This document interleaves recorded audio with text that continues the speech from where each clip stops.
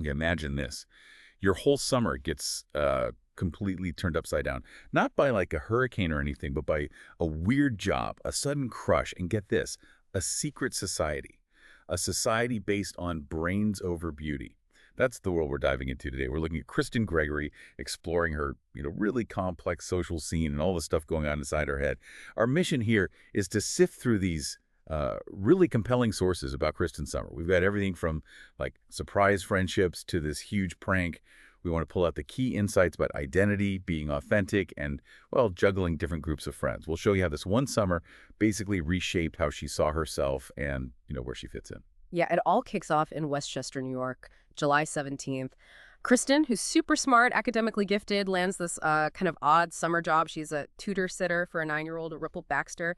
But you find out real quick, Ripple couldn't care less about math. She's obsessed, absolutely obsessed, with Massey Block. Always asking WWMD. What would Massey do? Right. Exactly. And she even tries to get Kristen to, like, rate her, on a scale, just like Massey would. And that immediately puts Kristen in a tough spot, doesn't it? Yeah. She starts feeling like being smart is, I don't know, meaningless. And her only real claim to fame is being Massey's BFF. Mm-hmm. Such a classic struggle, when what you're good at, your internal strengths, just don't seem to match what everyone else values. Yeah. How does that mess with your self-worth? It really sets the stage for her whole journey. She feels defined by someone else, totally trapped by this idea that beauty would beat brains and brawn every time. Mm-hmm. Her intelligence, which is obviously a huge part of her, feels more like a negative than a positive in her social circle at that point. Okay, so she's already feeling this conflict. Then Ripple's brother Dune shows up, 13 years old, a surf star. Mm-hmm. How does his arrival change things? Because he definitely catches her eye. Instantly. But what's really interesting is Dune's whole philosophy. He says surfing is about truth. His reasoning is when you're faced with a wave, you can't pretend to be something you're not. Either you can ride it or you can't. There's no faking. It's honest. And this raw authenticity, it's such a stark contrast to the world Kristen's used to. Like a splash of cold water, yeah. Totally. It introduces a whole different way of seeing things, a different value system. And you see Kristen's reactions straight away. Her central nervous system basically screams, crush mode initiated.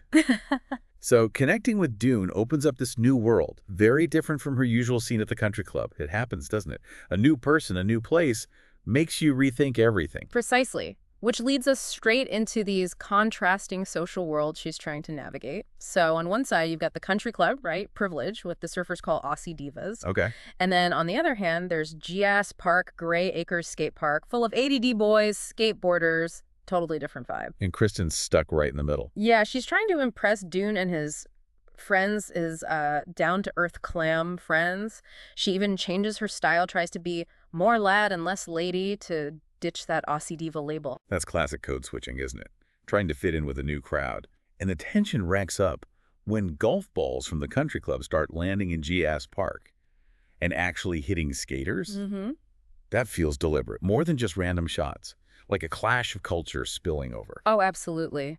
It fuels this desire for payback among Dune and his skater friends. And that sets the stage for a pretty major prank.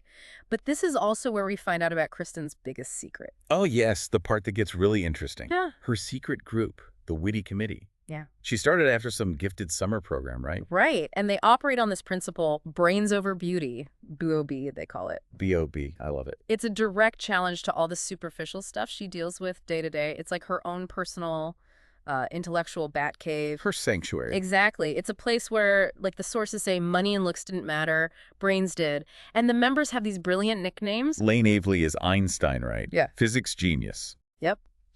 Dan Bondock is Bill Gates, tech whiz. Rachel Walker is Oprah, anthropology. And Amy Snyder is Shakespeare expert on affairs of the heart and romance languages.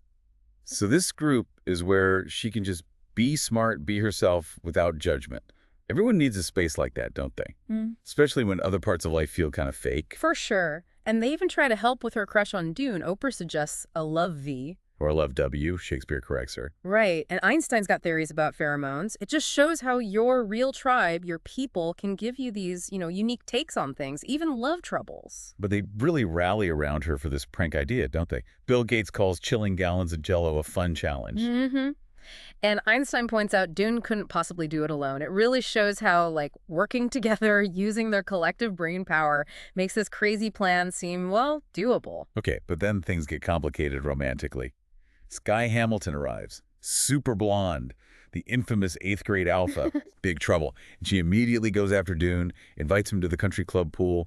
Sky's not just a rival, she embodies everything Kristen feels insecure about. And then the betrayal from Ripple, wow. She not only helps Sky shop for the surfer look Kristen wanted, Ouch. but she also spills the beans about Kristen's crush on Dune.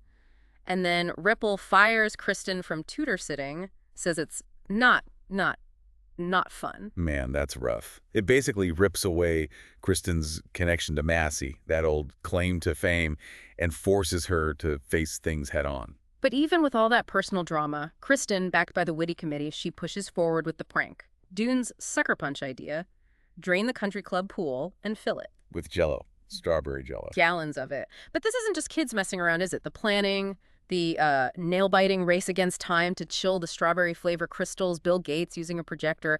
What does that tell us about brains over beauty in action? It shows it's not just a slogan. Right. It's about using your smarts for something audacious, something disruptive. They're proving intelligence can be like a real force, even a bit rebellious. Okay, so the climax, the prank night. Yeah. Kristen and the witty committee, her gifted team, they're putting the Jell-O plan into action. Tense stuff. Super tense. And then Sky Hamilton shows up out of nowhere, claims security camera saw them. She kind of manipulates the escape. And Kristen gets caught by Dwight Wolcott, the security guard, all because she tried to save Lane, Einstein. A real moment of truth for her loyalty. And the fallout is instant. Kristen's mom is described as hysterical, worried about her scholarship, naturally. Yeah. Is your scholarship in jeopardy? And Kristen has this thought about an invisible dog fence around her good girl image. Like, why can other people break rules and get away with it? Right. That pressure to be perfect versus wanting to rebel. It's a relatable feeling. But just when things look bleakest, who shows up? Dune, Mr. Surfstar himself. And he cooks up the story about Kristen trying to save Ripple from getting into trouble. He totally rescues her from getting punished. Which is huge. Kristen must be thinking, okay, he does like me. Especially when he mentions his #1 surfing rule. Never leave a buddy behind. We think, finally, it's happening. Future. The triumph is incredibly short-lived. Almost immediately after, Dune starts gushing about Sky, how unbelievably awesome she is. No. And how girly girls are funny, and Kristen's heart just plummets. The source says it takes a running leap off the Gregory's 5th floor balcony. Oh, that's brutal. A total gut punch. Just shows how we can build things up in our heads, right? Absolutely. Reality check, big time. But this huge disappointment actually leads to some really important truths coming out. And it pushes Kristen towards, like, genuine self-acceptance. Yeah, you find out just how loyal the witty committee really is. Shakespeare confesses she wrote Sky's entire boarding school application essay. In iambic pentameter. In iambic pentameter. Yeah. Just to get Sky out of town for Kristen's sake. What did that say about their bond? It's incredible loyalty. And Bill Gates. He admits he sabotaged Sky's first application deliberately because he had a crush on Kristen and hoped, if Sky stayed away, maybe Dune would end up with Kristen, freeing up, well, someone else. Wow, no. And Einstein. Lane admits she flooded her crush's school on purpose just to get him transferred to OCD. These guys are intense. Seriously, their brains over beauty thing, it definitely includes fiercely protecting their own, even if the methods are questionable. They use their talents for their circle. And this is where things really shift for Kristen herself, isn't it? Ripple comes back, still wanting Kristen to help her be like Massey. Right, seeking massification. But Kristen, she's different now. She tells Ripple the truth about Massey. That Massey only likes people who like themselves. And respects people who like themselves more than they like her. That's powerful advice. It is. But then Ripple turns it right back on her. She says, and what you're doing? Like, look in the mirror, Kristen. Oof. Direct hit. And it forces Kristen to see it, to see her own journey. And she declares, those days are over. That's the breakthrough moment. It really is. She's not just saying it to Ripple. She's finally getting it herself, realizing she's been so caught up in what others think, she hasn't valued her own self.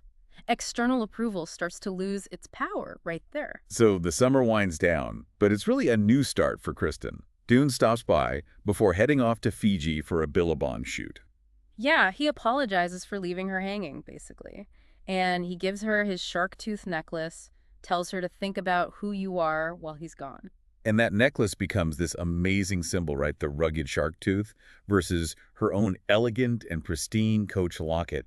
Two different worlds, two parts of her. Exactly. It represents her identity mosaic. Kristen starts to see she's a lot of things. She's popular and stylish sometimes, but insecure with the pretty committee. She's an alpha, super smart with the witty committee. She's studious, independent with her mom. She's not just one thing. Not at all. She's all of those pieces. And realizing that, accepting all those parts, that's authenticity. And just to underline that this whole identity quest isn't unique to Kristen, we get that little peek at Claire's summer in Florida. Her old friends accusing her of changing because of Massey. Her FBFFs. Yeah, it just drives home that figuring out who you are, especially when things change, it's something everyone goes through. Identity isn't fixed. Especially not during those formative years. It's fluid. It's this constant negotiation between who we feel we are inside, who we want to become, and, yeah, who others expect us to be. So what a summer deep dive that was. We really saw Kristen Gregory go from being this smart girl, kind of hiding behind other people's expectations, to someone starting to, really own all the different parts of herself. Yeah, that summer with the crush, the friends, that wild prank, it ended up being this intense journey into self-acceptance for her. And I think this deep dive really shows how powerful it is to choose being authentic over just seeking validation from others. Kristen learned that real strength isn't about fitting one mold. It's about understanding and valuing all the different yous that make you who you are. Exactly. And that brains over beauty idea, it's not really about picking one or the other. It's more about realizing how both your intellect and your other qualities, maybe even your style or social connections, all play a part in building your confidence and figuring out your own way. So as Kristen wonders which version of herself will greet Dune when he gets back in October, it leaves us with a question for you, the listener. If you had to define who you are right now, are you just one fixed thing? Or are you more like a constellation, lots of different evolving parts? Yeah, and what things in your life, maybe like Kristen's shark tooth and locket, represent those different facets of your authentic self? How do you bring all those pieces together? Something to think about.